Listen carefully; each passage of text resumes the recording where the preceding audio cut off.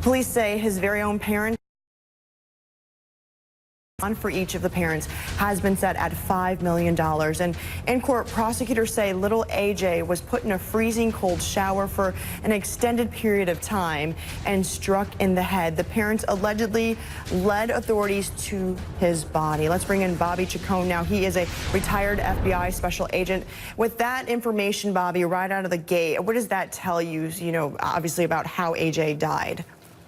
Well, it just compounds the tragic nature of this case. The fact that this little boy not only was killed, in a horrific way, in a tragic way, but that he lived such a tragic life that he was abused and neglected almost his entire life. I mean, I think the only comfortable period in his life was the 2 years he was actually taken away from these parents and placed in foster care. This is a case where the system has simply failed, and it continues to fail these children. My first case like this was over 22 years ago. I was called in to recover the body of a 6-year-old child in West Virginia, and it sticks with you. It never leaves you. And every child that I had to recover over the years when I led the FBI dive team stays with you. And these children are being failed, and we need to do better. The system needs to do better to serve these young children. I agree with you on that one. There was a news conference yesterday, and that's when this information came out about the parents. I want to play a clip from that news conference. Take a listen. Once presented with the evidence obtained by investigators, both Joanne and Andrew Sr. provided information that ultimately led to the recovery, what we believe is the recovery of deceased subject AJ. Investigators located what they believe to be AJ's body, buried in a shallow grave wrapped in plastic in a remote area of Woodstock, Illinois.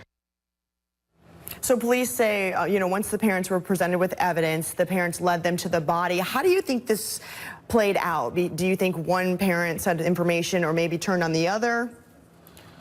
Yeah, I think that, the father in this case is a disbarred lawyer. So I would think that he knew a little bit more about how to navigate interviews and interrogations and things like that. The mother obviously has a history with drug abuse and drug problems. I think AJ was born with opiates in his system.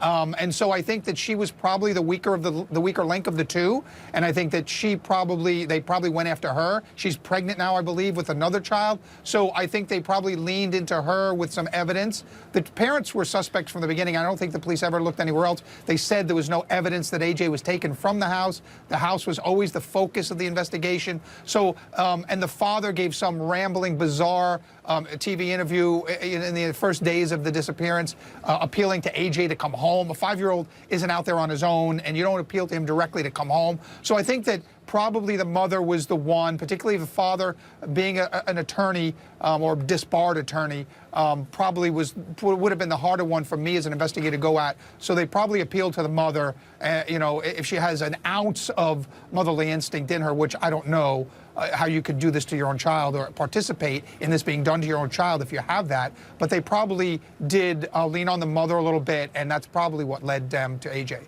And with all this information, the reports, it almost seems like too little was done way too late. Bobby Chacon will have to wait and see and find the answers to that as well. Thank you.